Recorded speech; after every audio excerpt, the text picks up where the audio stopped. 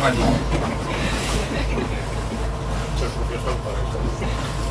Isto é novo para todos, para mí é a primeira vez, vai ser para o máis extraño, creo que por ahora.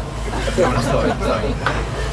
A ver como se desenvolve. Primeiro, darvos a benvida e gracias por vir, e sobre todo tamén ao Consello da Cultura Galega, a Rebeca e a presidenta que non pode estar. Agradecerlle que contase connosco para fazer esta xornada e explicar un pouco de unha maneira divulgativa o que estamos a fazer desde hai xa varios anos, este conxunto de arqueólogos e arqueólogas que se nos deu un día pues, juntarnos e comenzar a por as cousas en común, ¿no? Digamos, esas ventaniñas ailladas que había por todo Vigo de pequenas intervencións arqueolóxicas, xuntalas todas, discutir e intentar chegar a unha visión de conxunto. Eu o que vou fazer para non pisar os meus compañeros e colegas que falarán despois, Juan Carlos, da parte do sector occidental, digamos, e Chus, que falará da parte do sector oriental, eu vou explicar un pouco como surdiu a idea deste proxecto, as persoas que o conforman, e despois falarei un pouco de historia das investigacións.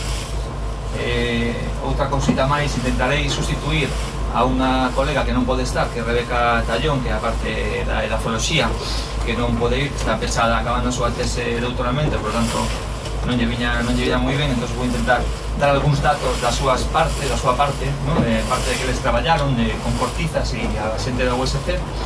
E por último intentarei contextualizar a Salina do Areal un pouco no entorno da ría de Vigo con outros xacementos que teñen relación directa coa salina.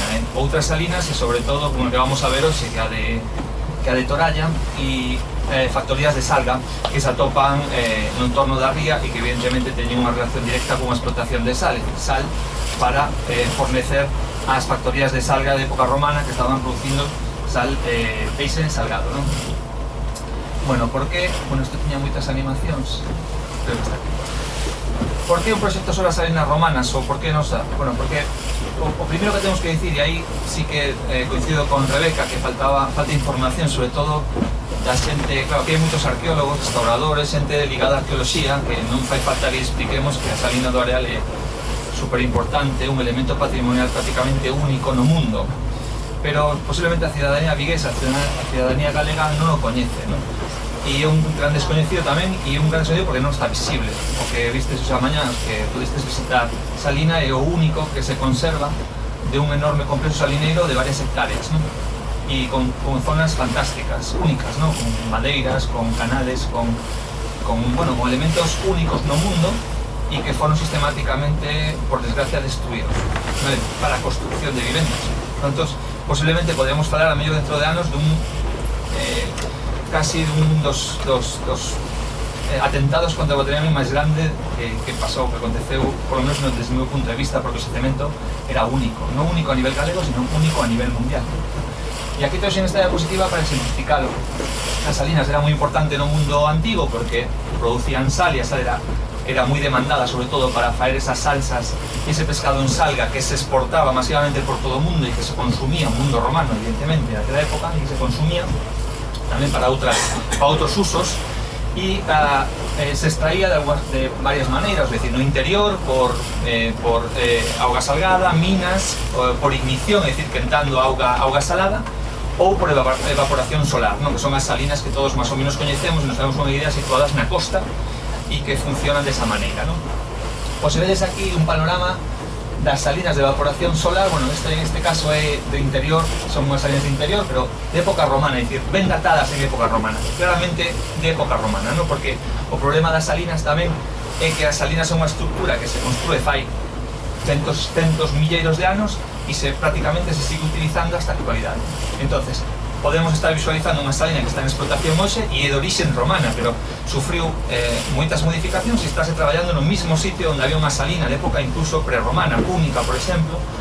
Pero claro, é imposible sabelo porque claro, está en explotación, habría que facer traballos puntuais de excavacións, etc., para ver se realmente de construcción antiga, etc. Bueno, sería complicado, ¿no?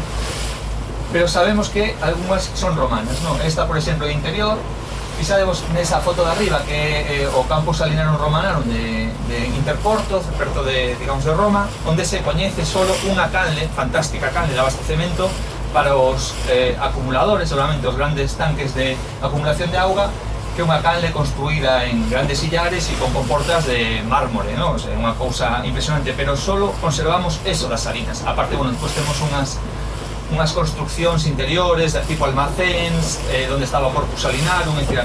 Temos máis cosas, pero que a salina en sí solo se conserva esta gran canle de abastecemento. Outro exemplo que temos é en Turquía, Kaunos, onde se conservan uns pequenos depósitos de cristalización circulares, pero non temos moito máis que eso, é dicir, solo é, digamos, a fase de cristalización dunha salina moitísimo máis grande, da cal solo conservamos esa parte. Pois en Vigo tiñámola, ou témola, porque ainda queda moita por debaixo do terreo, que a día hoxe ainda queda, digamos que conservada, ou esperemos que este conservada, témola prácticamente completa. Entonces, fixademos na problemática que temos para visualizar como eran salinas en época romana, como funcionaban, dimensións, etc. E en Vigo témola completa, ¿no? Por eso aí radica a súa importancia, ¿no?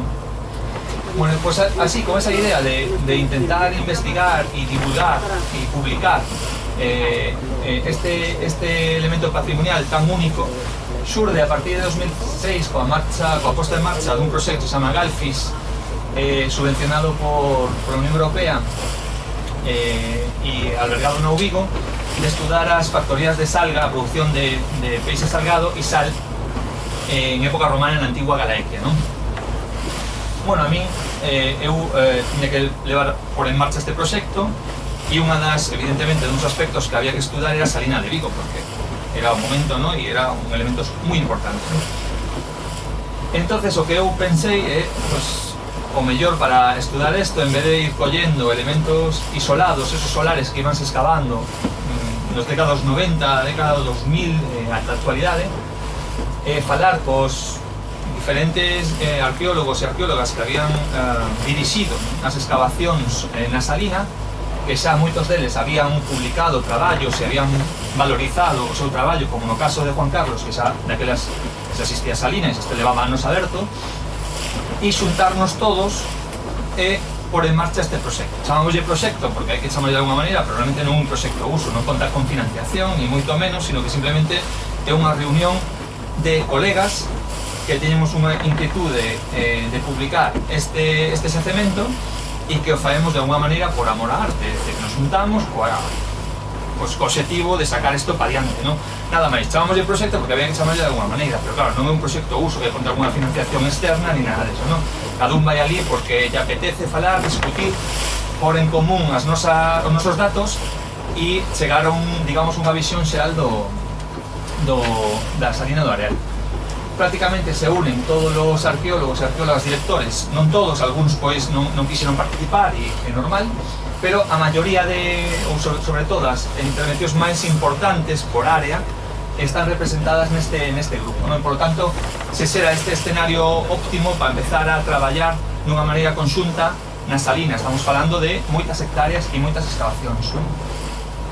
O equipo que conforma este proxecto, bueno, vou dicindo os nomes: Ángela Cuña, seguro que todos os coñecedes, de Agroarqueoloxía, Juan Carlos e Chus, que están aquí presentes, tamén Soledad Prieto Robles, Eduardo Rodríguez Saiz, Miguel Sartal, Rebeca Tallón e eu mesmo, ¿no? Algúns non puderon vir, todos podían estar perfectamente aquí, simplemente estamos unha representación deles, somos un equipo que participamos todos do mesmo xeito, simplemente pues, vimos nós e non poden vir eles porque algúns están traballando e outros, como Rebeca, pechada na súa tese, ¿no? Pois desde 2016 xa levamos publicado algunhas cousas, sempre, claro, en ambientes científicos e, por tanto, non accesibles á maioría da poboación, como nun congreso en Francia, ou este libro publicado en Alemania de arqueoloxía efímera que acaba de sair, e tamén un que salirá en breve o ano que ven dun congreso en Vitoria sobre a sal, vale? Por lo tanto, xa levamos unha bagaxe do equipo deste proxecto con varias publicacións conxuntas, vale? De todos os membros do equipo. Bueno, como comeza, digamos, todo este percurso de arqueoloxía na zona do Areal? Comeza a detectarse a salina, ¿no? Cando comenzamos a saber que existe unha salina aí, nesa zona e como vai evolucionando os estudios, non? Bueno, aquí vedes un pouco a localización da salina, do areal e tamén outros elementos de explotación de recursos mariños de sal e salazóns na ría de Vigo, non? Tendes aquí algunhas factorías de salga, sobre todo as situadas no entorno do propio areal, tamén na zona xa de Toralla, etc., Sobreira, Cocho, Miramel, etc. E despois tamén en Cangas, non? Na zona de Nerga. Despois, para contextualizar un pouco a salina do areal, podemos ver fotos e algúns datos sobre estos elementos da ría de Vigo, non? Bueno, aquí vedes nesta fotografía aérea o que nos chamamos, bueno, o sector occidental e o sector oriental. Non sei se se ven ben, desde aí as cousas, se ven. O sector occidental, ¿no? Digamos, mirando o mar, sería a esquerda, onde se máis ou menos, bueno, subimos aquí, bueno, si miramos o mar na zona do areal, pois a esquerda, e o sector oriental, digamos, a dereita, ¿no? E chamámoslle unha zona intersectores, que é unha zona que a día de hoxe ainda non está excavada, vale? Non se excavou sistemáticamente, sí que se fixeron algunhas sondaxes. Pois a investigación comeza evidentemente no sector occidental. Algún recordaredes que nos anos 90 esta zona é unha zona residual da cidade, con bastantes almacéns, había incluso vías de trens e, bueno, unha zona portuaria. E nos anos 90 se decide urbanizar esa zona e se lle dá o nome de Unidade de Actuación Rosalía de Castro 1 e se inaugura unha intervención en 1992, se non me equivoco máis, 91, de Purisoto, que fai unha serie de sondaxes espallados por toda esa área, que son máis de, non me lombro, pero bastantes metros, miles de metros cuadrados, para comenzar a urbanización desa zona, non? Naquel momento, as sondaxes non detectan a salina, vale? Normal, se vedes, pois se vades ver exactamente como é en moitas partes, se tú fas unha sondaxe de 2x2 no centro dun tanque, evidentemente non a vas a localizar, porque vas a ver unha capita de arxila e tú vas a seguir para baixo, etc. E vas a ver, pues aquí hai unha cousa, pero non sei o que, non nada máis, non? Era moi complicado. Pero a raíz de eso comeza a urbanización dos solares, a construcción dos solares. E é digamos, en Hospital número 5, despois no ano 1925, cando se detecta. Pero eso pasaremos. Bueno, esta zona é excavada parcela 13, parcela 14, e desto vai falar Juan Carlos por la tarde, despois, máis tarde. E o sector oriental, que comeza a excavarse a partir de 2006, tamén con unha serie de sondaxes, o que se chama Unidade de Actuación Rosalía de Castro 2, e despois se excava sistemáticamente por solares, e o que vai falar Chus tamén por la tarde, porque ela dirixiu varias das excavacións, ela ou outros colegas de agroarqueoloxía, desde 2006, prácticamente é unha zona que todavía restan soares por excavar, vale? Por lo tanto, ainda non está esgotada, é dicir, ata a actualidade. E por último, esta zona central aquí, que se fixeron unha serie de sondaxes, tamén as fixo Juan Carlos, ou a empresa que el dirixe, con algúns resultados positivos e negativos, que nos están dicindo de alguma maneira que a salina todavía sigue por aí tamén, ou está presente nesas zonas, e de que non sabemos exactamente a súa distribución ou a súa entidade, vale? Aquí só me vou a parar na que, digamos, inaugurou a salina, que é o Hospital número 5. Vedes un pouco a localización deses solares que foron sendo excavados e onde apareceu Salinas, vale? Me vou a centrar en o Hospital número 5 porque naquel momento foi unha excavación moi complexa. Se chega a estar aquí Ángel Acuño, contaría isto, bueno, estaría unha hora de pico falando desto sin ningún problema, porque foi unha das excavacións, posiblemente a primeira excavación que deu conta da problemática que tiña o areal, sobre todo non só na complexidade estratigráfica e de materiais, sino tamén eso, na cantidade de cultura material que hai no subsolo de Vigo, ¿no? E a complexidade que conleva despois ter que procesar todas esas cerámicas, todos esos elementos de cultura material que salen na zona do areal, ¿no?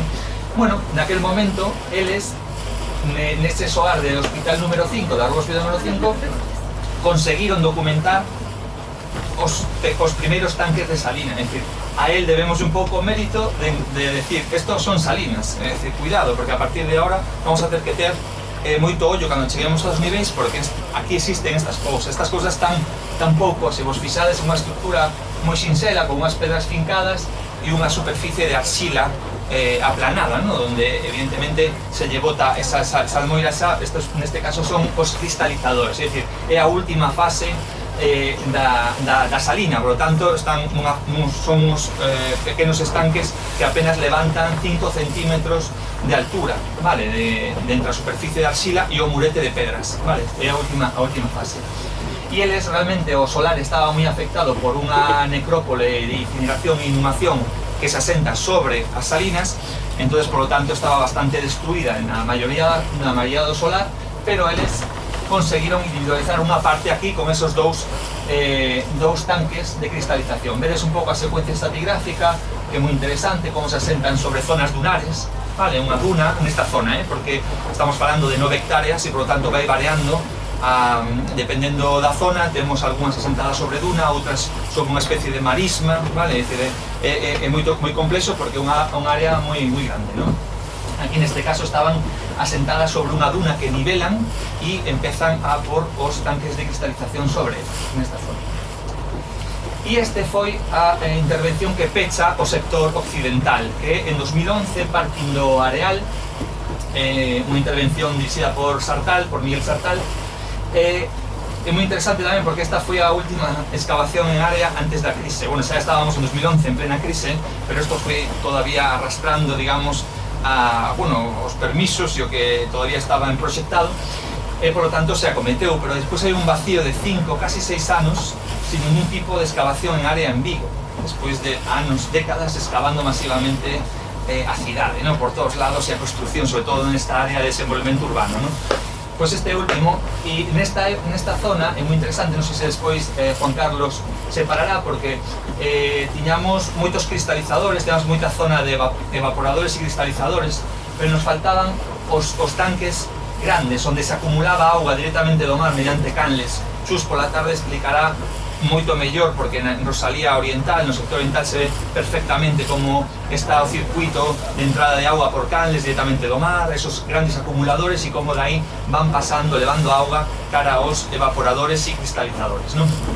Nesta zona de aquí, por fin, no sector occidental, conseguimos ver grandes tanques de acumulación, que é este pequeno de aquí, e ademais con comportas en pedra, é dicir, tiñan portas para entrar, para regular a entrada da auga en pedras, con dinteis en pedra. Na zona de Chus non se conservan, son máis en madeira, estructuras máis perecedeiras, pero neste caso incluso con portas en pedra, ¿no?, con dinteis.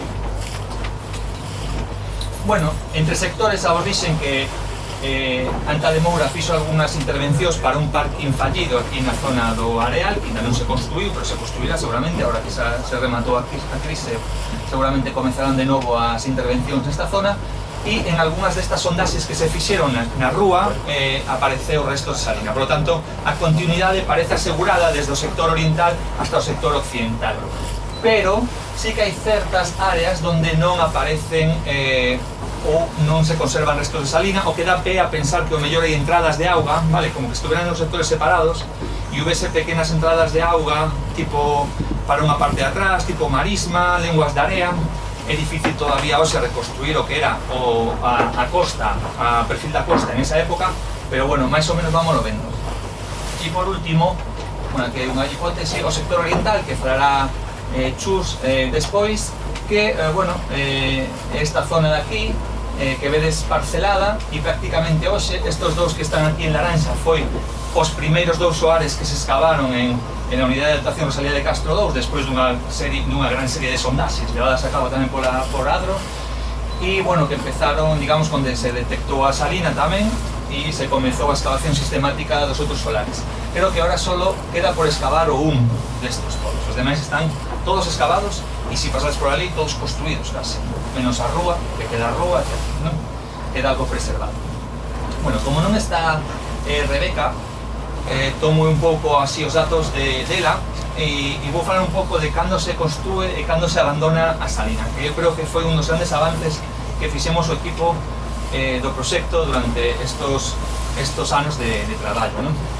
É moi importante saber cando e como se construe a salina e cando e por que se abandona, non? Porque é unha estructura, como dixen antes, que en moitas zonas peninsulares sigue hoxe todavía en uso, é dicir, hai salinas romanas que están sendo utilizadas, por lo tanto, por que a de Vigo non se mantivo, por que se, digamos, amortizou, colapsou e se deixou de producir sal.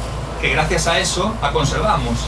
Posiblemente si non hubiera acontecido os problemas climatolóxicos que surdiron, a salina estaría destruída e non baixo prácticamente 4 metros de terra que a preserva a día de hoxe, vale? É dicir, gracias á colmatación que ten esa zona se conserva. Bueno, unha das cosas que os dixen máis interesantes é cando se construe a salina, non? Esa dúbida. Romana, sí.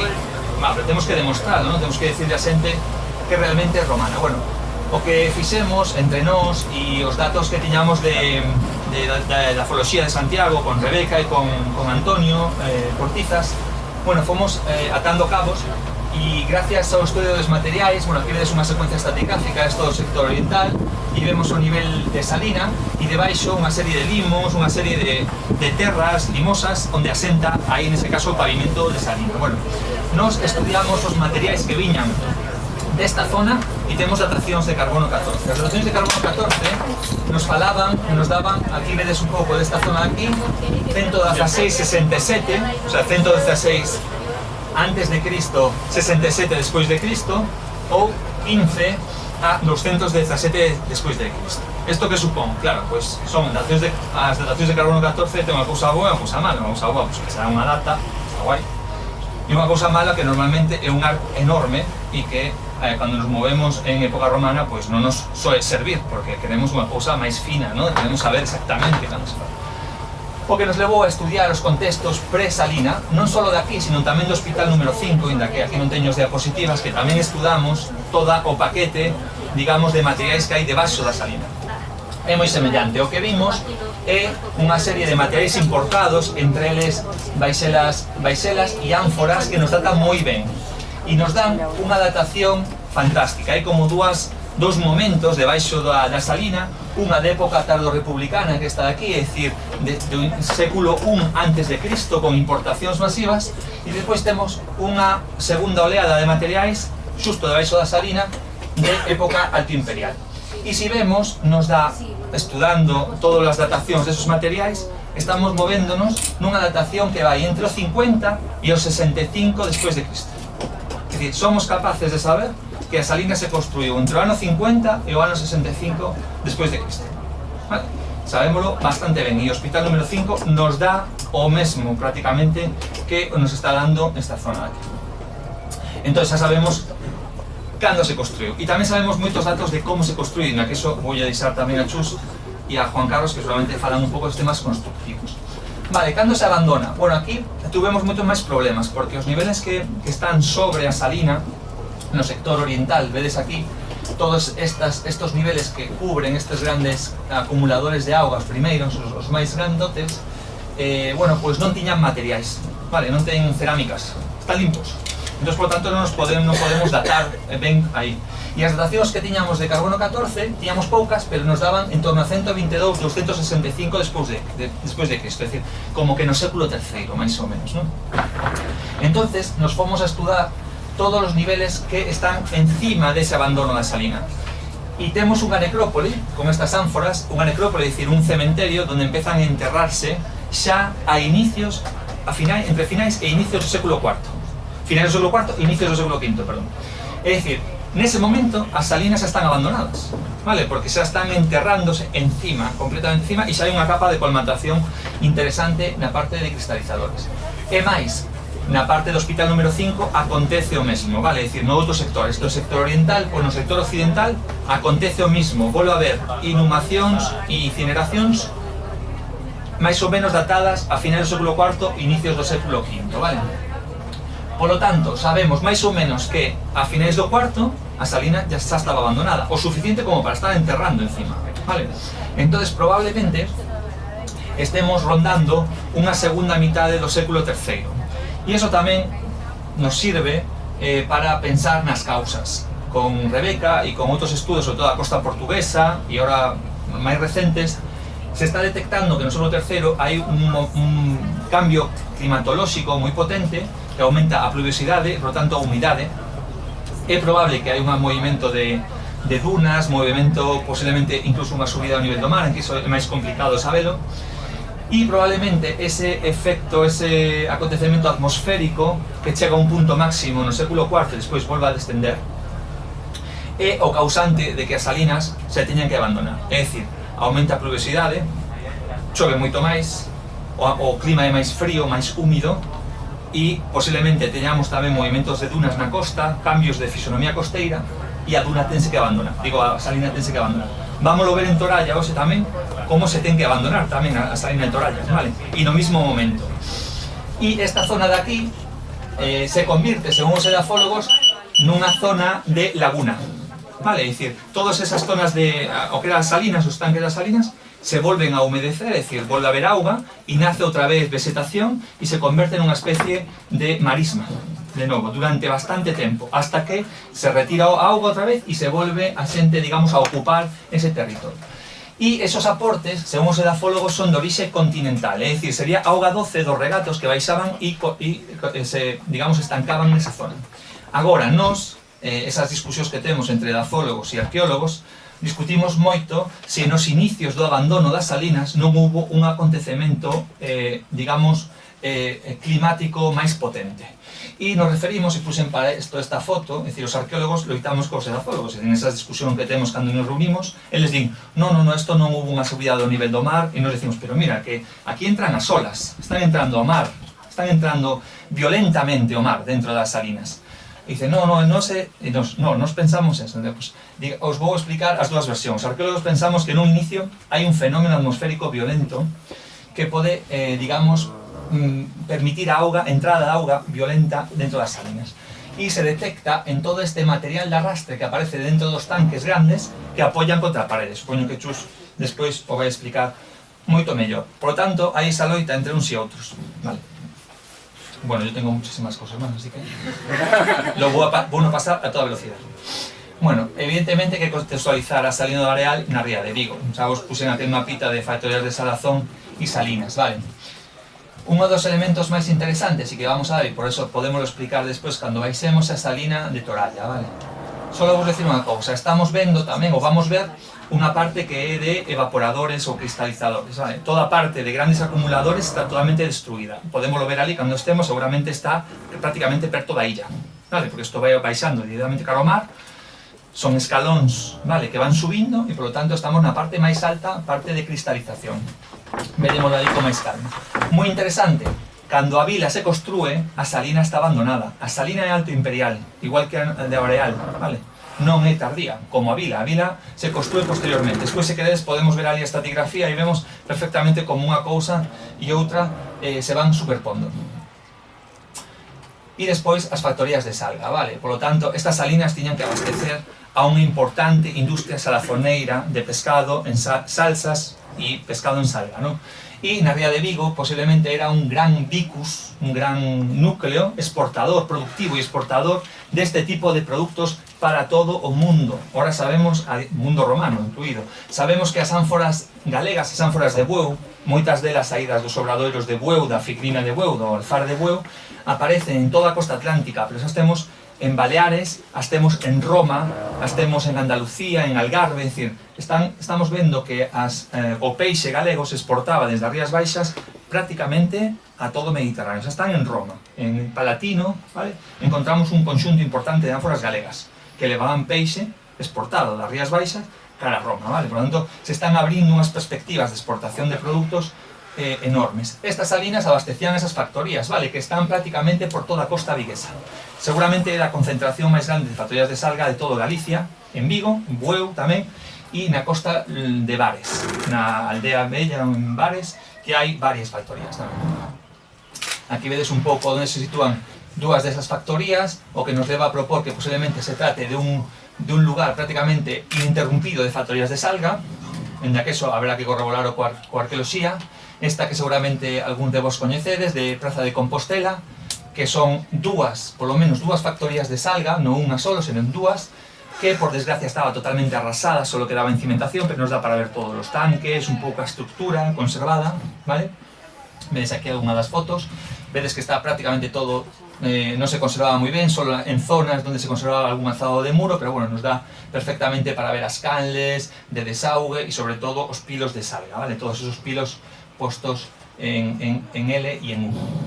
E outra, escavada por Juan Carlos, aquí neste tamén perto, Marqués de Valladares, que sigue ainda sin musealizar, sin que esta promesa de que algún día se podrá musealizar e visitar, está aí o solar, vale? Escavada xa nos finais dos 90, inicios dos 2000, e en Nerga, enfrente, que temos un conxunto de salinas, pero sin saber a cronoloxía, vale? Nunca se escavaron, só hai fotos antigas, están baixo unha duna, pero non sabemos moito máis. Esta é unha foto do Museo de Pontevedra. E ao lado temos unha pequena factoría de salga escavada por Ángel Acuña e, bueno, por Enrique Masón nos anos 60 xa, que é unhas fotos antigas, e posteriormente por Ángel Acuña, que localizou 2 pilos de salga, vale, nesta zona. Por lo tanto, para que vexades un pouco a cantidade de factorías de salga que coñecemos, imaginades as que non coñecemos, que estaban producindo peixe salgado para exportación, e por tanto necesitaban abastecerse de sal, non? É o máis importante. Bueno, aquí vos puxen un pouco, o traballo continúa, nos seguimos reunindo, nos seguimos avanzando, temos que traballar aspectos bueno, máis edafolóxicos, necesitaríamos diñeiro, evidentemente, como todos, nos gustaría traballar con un orzamento e poder dedicar diñeiro a novas análisis edafolóxicas, a novas datacións, etcétera, que hai que pagar. Pero como non temos diñeiro, pois o que faemos é traballamos todos un pouco, arrimamos o hombro e vamos intentando. Obxectivos para o proxecto, unha publicación este ano que vai sair con toda a planimetría por fin xunta da Salina do Areal, vale? que vamos a publicar, que por fin a xente poderá ver todo en conxunto, vale? É dicir, todos os planiños de todas as intervencións desde 1995 ata a actualidade, ou a maior parte delas. E en 2020 o que queríamos sacar era unha obra monográfica de divulgación científica, digamos, onde se recollan todas esas intervencións de cada soar de Vigo, onde está Salina, e poder, digamos, ese libro que sexa de consulta para calquera persoa que lle interese o tema e que poda achegarse ao que era Salina do Areal, ese elemento patrimonial único. Nada, e aquí remato con esta reproducción que fixemos para Emporium, para a exposición, onde intentamos recrear o Vigo do século II, máis ou menos, con unha explotación salinera traballando, coas factorías de salga na costa, co castro activo, evidentemente, con ese rueiros que baixaban do castro que temos documentadas aquí. Aquí, que non se ve, está a necrópole, vale? Unha gran necrópole de incineración, onde estaban as estelas do areal, etc.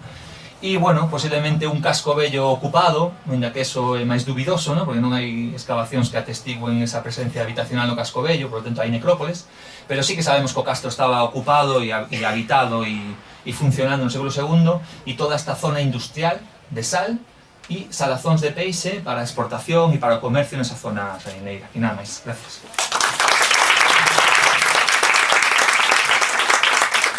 Nos vamos mal de tempo, ¿no? Sí, después en la ponencia final.